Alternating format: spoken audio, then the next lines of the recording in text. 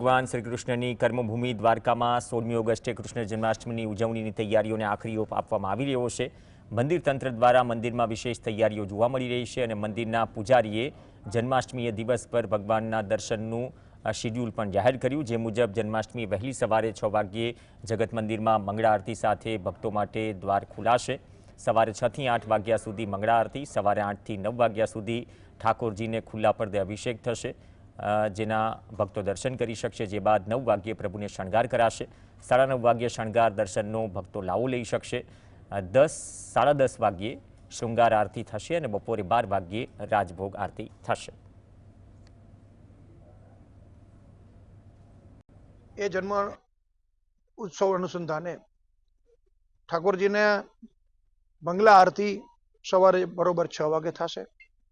6 થી 8 પ્રભુને મંગલા દર્શન રહેશે। 8 વાગે ભગવાનને અભિષેક પૂજાના દર્શન થશે। 8 થી 9 અભિષેક પૂજા ચાલશે।